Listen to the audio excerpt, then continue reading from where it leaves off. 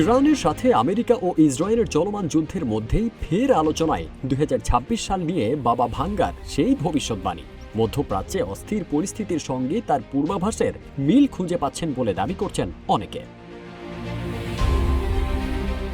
বাবা ভাঙ্গার আসল নাম ছিল ভানগেলিয়া পান্দেভা দিমিত্রোভা। 1911 সালের 3 অক্টোবর বুলগেরিয়ায় জন্ম নেওয়া এই নারী 12 বছর বয়সে এক ঝড়ে দৃষ্টিশক্তি হারান। এরপর থেকে তিনি ভবিষ্যৎ দেখার ক্ষমতা অর্জন করেছেন বলে দাবি করা হয়। প্রায় 5 দশক ধরে বিভিন্ন ব্যক্তি ও ঘটনার পূর্বাভাস দিয়েছেন বলে প্রচলিত আছে।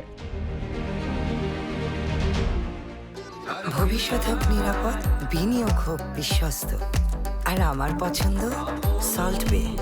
ওয়েলকাম টু সল্ট বে।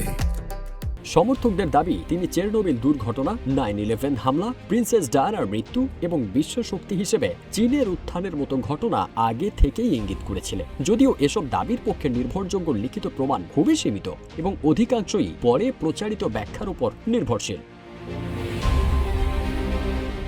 2026 সাল নিয়ে সামাজিক মাধ্যমে ছড়িয়ে পড়া আলোচনায় বলা হচ্ছে এই বছর বড় শক্তিগুলোর মধ্যে ভয়াবহ আন্তর্জাতিক সংঘাতের সূচনা হতে পারে। বিশেষ করে 28 ফেব্রুয়ারি থেকে যুক্তরাষ্ট্র ইসরায়েল বনাম ইরান সংঘাতের কথা উল্লেখ করা হচ্ছে, যেখানে ইরানের অভ্যন্তরে একাধিক সামরিক ও পরমাণু স্থাপনায় হামলা এবং পাল্টা জবাবে ইরানের ছোড়া ক্ষেপণাস্ত্র ও ড্রোন হামলায় উত্তপ্ত হয়ে উঠেছে মধ্যপ্রাচ্য। এসব ঘটনাকে অনেকে তৃতীয় বিশ্বযুদ্ধের সম্ভাব্য ইঙ্গিত হিসেবে ব্যাখ্যা করছেন। বিশেষজ্ঞরা সতর্ক করে বলছেন, সামাজিক মাধ্যমে ছড়ানো এমন দাবিকে যাচাই ছাড়া বিশ্বাস করা উচিত নয়।